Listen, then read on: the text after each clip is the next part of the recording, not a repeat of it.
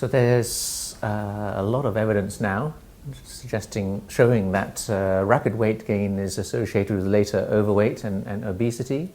And in terms of turning to what we can do about it, we know that certainly in most Western settings, breastfeeding leads to a lower trajectory of weight gain compared to formula milk feeding. And so certainly the first where we would encourage mothers to follow the recommendation, the current guidance to breastfeed exclusively for 6 months.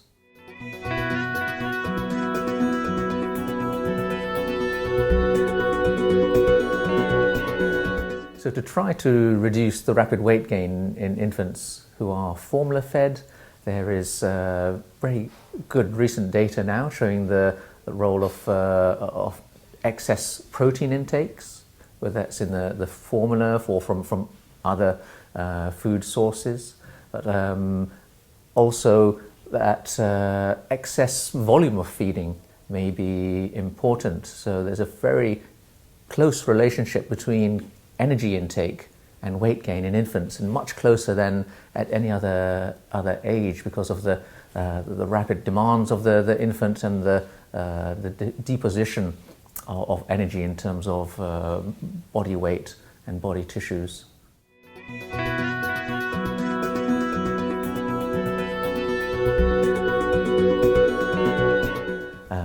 As we discussed in our session, it's very difficult to give guidance on food portion sizes and frequency of feeding in this young age group. Some simple measures that we know that unprocessed cow's milk has very high protein intake, and in our studies and other studies is associated with extremely rapid rates of weight gain.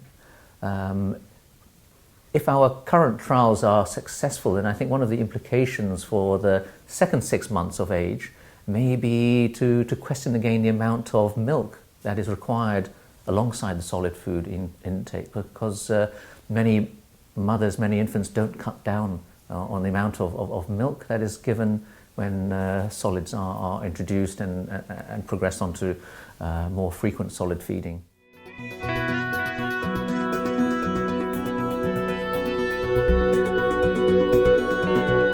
Yes, there are data now from national surveys in the UK and the US showing that protein intakes are much higher than recommended.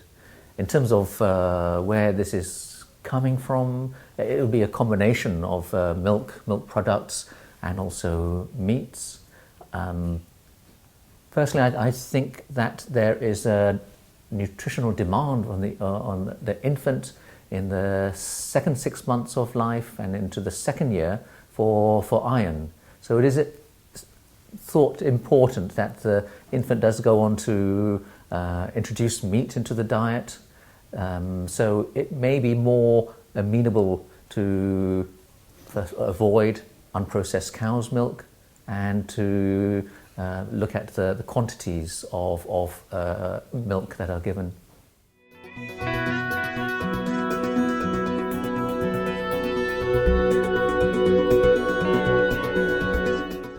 So while it is clear that a large source of protein in infants is due to milk and milk-based products, I'm not sure there is good evidence now to show that one source of protein, whether from milk or meats or vegetable protein, has more of an effect on infant weight gain than the other.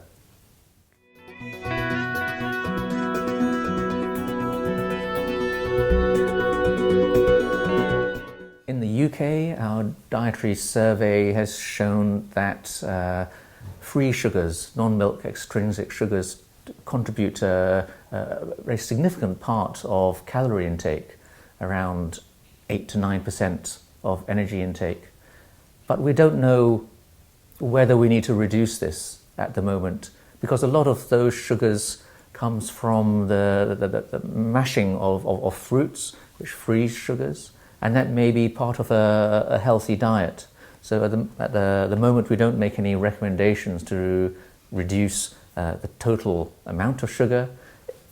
Of course, in terms of encouraging infants to become healthy eaters in later life.